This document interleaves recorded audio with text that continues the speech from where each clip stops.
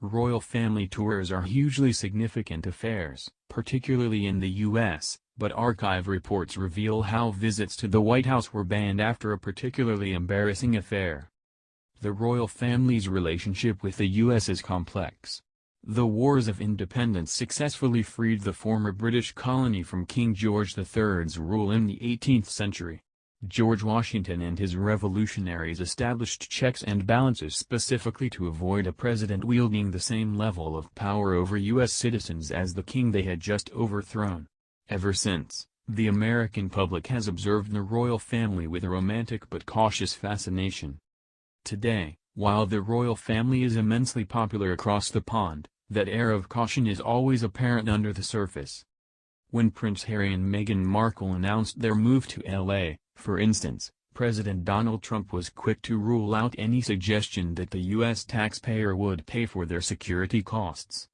In Anthony Holden's Charles, Prince of Wales, the author recalls an incident in 1919 involving Prince Edward, later King Edward VIII, on a trip to the White House.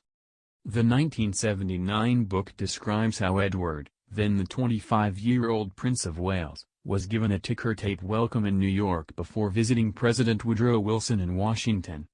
5 years later he returned on a more private visit and embarked on a whirlwind party tour. Newspaper headlines such as "Prince Gets In with the Milkman" caused a sensation around the world and added to Edward's Playboy image. This was an era where British publishers towed the party line when it came to writing about the royal family, but Buckingham Palace could not wield the same authority internationally. King George V was furious and in his rage banned future royal visits to the U.S. Mr. Holden wrote, "The king forbade any of his sons ever to visit America again." Somewhat ironically, of course, Edward went on to marry American divorcee Wallis Simpson after his father's death in 1936 and frequently made the trip across the Atlantic. The fallout from his determination to marry the twice-divorced socialite led to the abdication crisis, as Edward relinquished the throne. This unprecedented step threatened the monarchy to its very core, but Edward's brother, Albert, ascended the throne to become King George VI. This twist of fate explains the current state of the line of succession, as Queen Elizabeth II was born a minor royal, only to be thrust into her role as monarch when her father died in 1952. Decades later, her son Charles, the next Prince of Wales after Edward's abdication, is said to have positively quivered on his first U.S. tour, according to Mr. Holden. He visited the U.S. with his sister, Princess Anne, in 1970 and made an excellent impression while she attracted criticism in some quarters for coming across as aloof.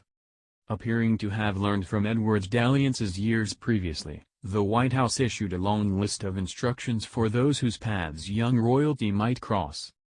One rule said, "You don't talk to royalty unless they want to talk to you." Another said, Prince Charles should be addressed as Sir and Princess Anne as Ma'am. A hand should be shaken only if it's first extended by royalty, the list of rules noted. Staff were even told not to tire the princess with questions about her hats.